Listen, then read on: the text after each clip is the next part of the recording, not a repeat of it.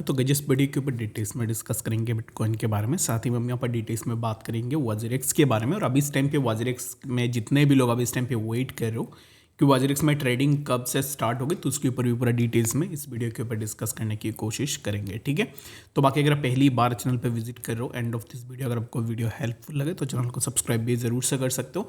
And Telegram channel को भी join करना चाहते हो तो लिंक आपको डिस्क्रिप्शन में मिल जाएगा, वहाँ से जाकर आप जरूर से ज्वाइन भी कर सकते हो। ठीक है, तो फर्स्टली अगर हम वॉजरेक्स की बात करें तो राइट नाउ अगर आप देखोगे तो यहाँ पर ना सभी यूज़र्स की तरफ से एक यहाँ पर लेटर लिखा गया है, जहाँ पर वॉजरेक्स को इस टाइम पे रिक्वेस्ट किया जा रहा है कि जो भी फंड्स है वो फंड्स यूज़र्स को दिए जाए। ठीक है, तो ये बहुत पहले की लेटर है, अगर आप यहाँ पर ट्विटर में भी जाओगे तो फिर वहाँ पर ये लेटर आपको देखने को मिल जाएगा।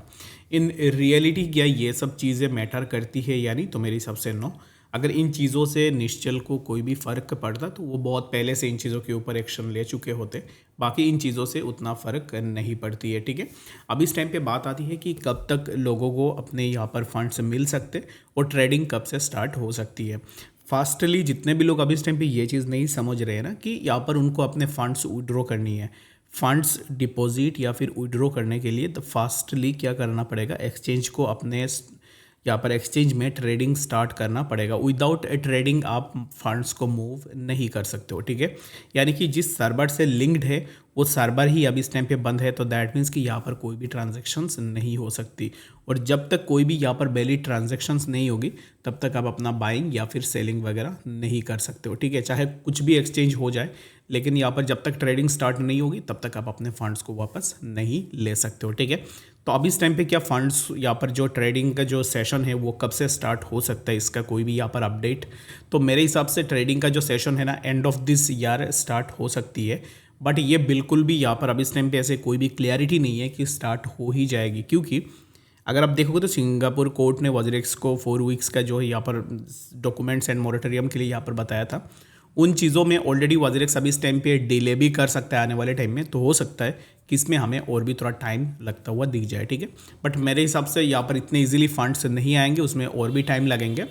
अगर आप देखोगे तो यहाँ पर सीईओ ना अच्छे से काम कर रहे होते, अगर अपने यूज़र्स के बारे में सोच रहे होते, तो इन दैट केस इस चीज़ से भी यहाँ पर इजीली निकाला जा सकता था। ठीक है, तो बाकी अब इस टाइम पे वॉजरेक्स भी नहीं चाह रहा है कि इतना जल्दी से यहाँ से निकल जाए, तो इसके लिए यहाँ पर डिले हो रही है। और यहाँ पर सो कॉल्ड जो बोलते हैं ना तारीख पे तारीख, वही चीज़ें अब इस टाइम पे वॉजरेक्स पे हो रही है।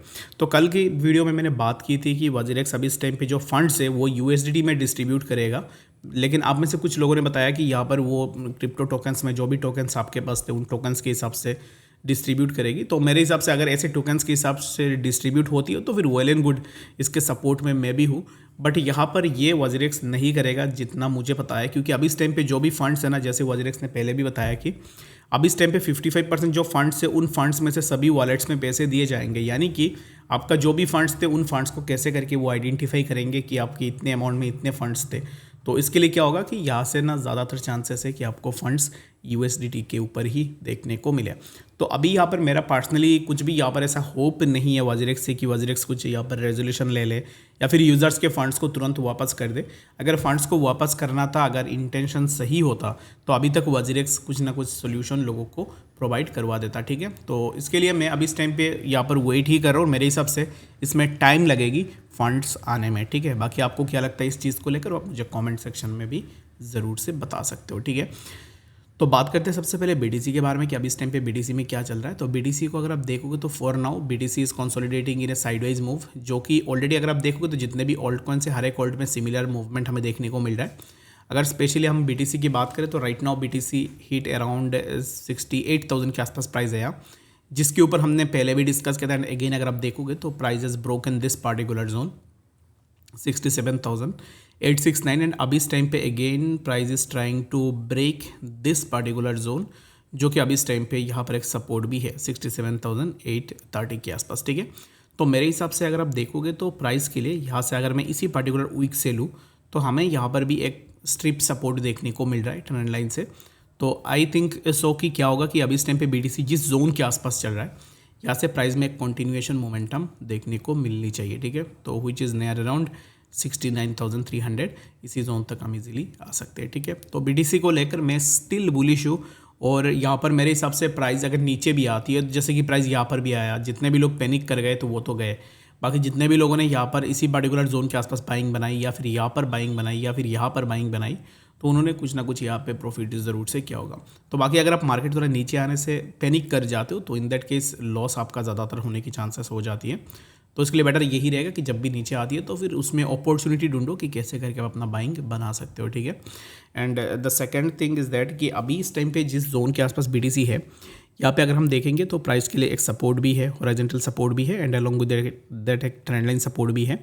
तो होपफुली इसी जोन को प्राइस सस्टेन कर ले। After sustaining of this particular zone यहाँ से हमें कंटिन्यूएशन मोमेंटम देखने को मिल सकता है, ठीक है। तो BTC को लेकर अभी इस टाइम पे पार्टिकुलरली मैं बुलिश और मेरे हिसाब से प्राइस में फर्दर एक मूवमेंट होनी चाहिए। एंड अगर आप पहले से वीडियोस देख रहे हो तो मैंने जैसे पहले भी बताया था कि मेरा जो अभी इस टाइम पे एक्सपेक्टेशन है BTC से वो है नया अराउंड $70,000 के आसपास। End of this October I am expecting $70,000। बाकी आप क्या एक्सपेक्ट कर रहे हो BTC को लेकर वो आप मुझे कमेंट सेक्शन में भी ज़रूर से बता सकते हो, ठीक है। तो आई होप कि आपको समझ में आ गया होगा। कोई भी डाउट फिर कन्फ्यूजन होगा कमेंट सेक्शन में ज़रूर से बता सकते हो। और मिलते हैं अपडेट्स के साथ, तब तक के लिए गुड बाय।